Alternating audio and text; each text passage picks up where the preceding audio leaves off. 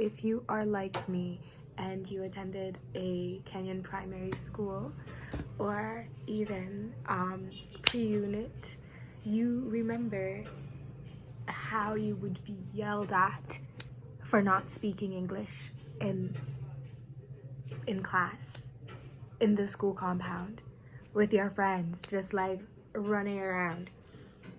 I remember that there were some rules that said you had to speak English from Monday to Thursday.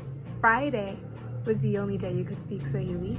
And if you were caught speaking Swahili, then you would be punished and admonished for your terrible actions, which are speaking a language that you know and that is commonly spoken where you are. And it was even worse if you open up your mouth to spew your native language in any way.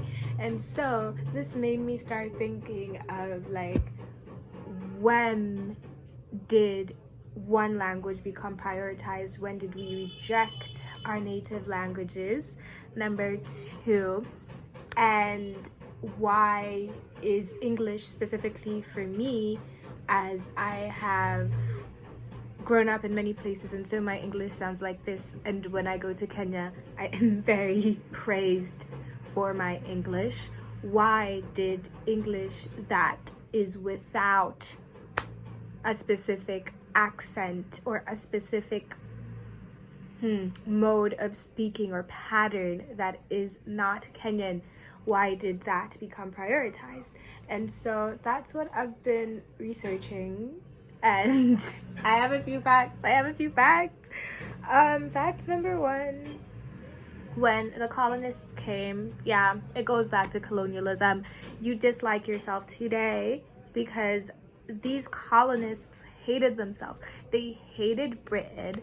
Britain was cold, foggy, and they were like, oh my goodness, where can we go? Where can we go to be haters, spread our haterade? And they chose this place that they named Kenya and cut it up in the way that it is today. So, number one, when the British came, they divided the country into two in a way, in terms of like the people that got formal employment knew English. All the official formal jobs were in English, and all the everyday people spoke Swahili or their native languages.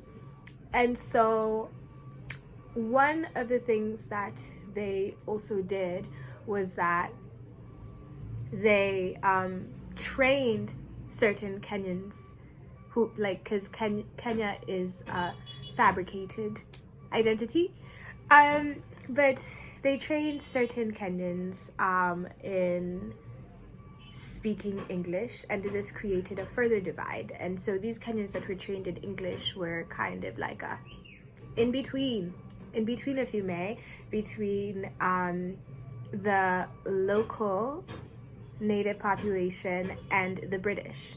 And so due to this, these Kenyans that were trained in English, they had a vested interest in maintaining their relationship to the British, because if you maintained a good relationship with the British, you would get a job.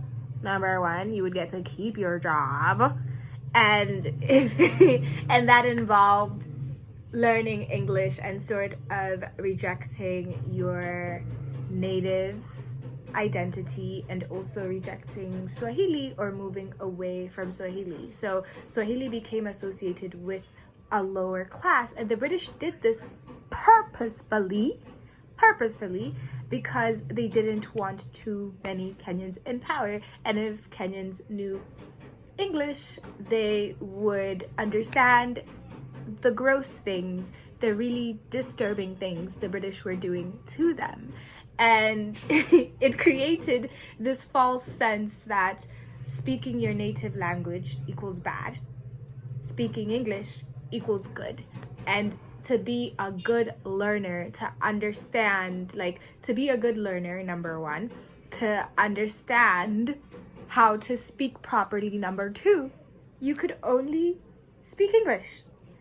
And this is ridiculous because in order to have an understand, like, literacy is more than one language. Literacy can be measured by more than one language, and by making native languages just obsolete, and not obsolete, but saying that native languages don't matter as much as English, you create this idea where you create this culture of rejection of the self.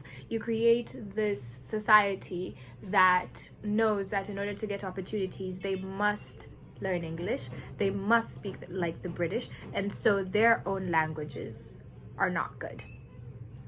And this society is not a successful society, clearly, because they will always want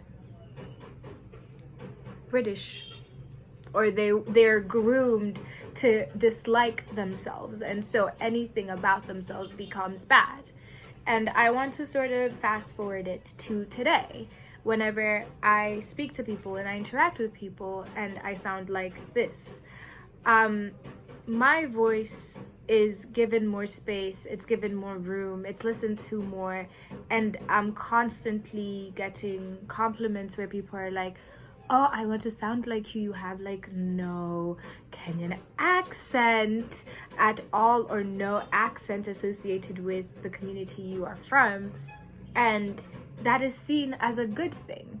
It is seen as good to sound like this homogenous, I would say, or this sort of this is associated as a neutral accent, and it's not. I still have an accent. It's just an accent that is closer to whiteness, and what that means is that people associate me with greater opportunity for reasons that are connected to the past, and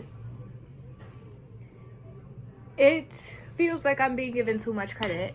And honestly, I meet so many people that speak multiple languages, multiple dialects, and they don't consider that as important or as prestigious as me sounding like this. And there's nothing prestigious about me. I just happen to sound like someone that you would open up your TV and you will probably hear a voice that is similar to mine. That's not special. I'm not special. And so I say this all to say that we must question what we find special. We must question who we highlight. We must question who we put forward, because all these ideas are associated with a hate in ourselves. I want so badly to be able to speak my native language, but it is so difficult for me because I've been so disconnected from it. I understand it, but I've been so disconnected from it because there was really no value placed on it when I was growing up. And I see many children nowadays only knowing English and Swahili, and that's fine, but a big part of this paper was discussing that when we lose a language, we lose a way of life, we lose a way of being. While these colonists were teaching specific sects of Kenyan society English, they were also teaching them colonial behaviors, colonial ideas, like ideas around ruling people, ideas around power and power dynamics. And these are the people these are the people whose families are still in leadership today. The people whose families have accumulated a large amount of wealth. They're the ones that were trained by the British. Like, if you trace down, you will find that a lot of them had significant interactions with the British, and their families learned English via the British colonial systems before anyone else.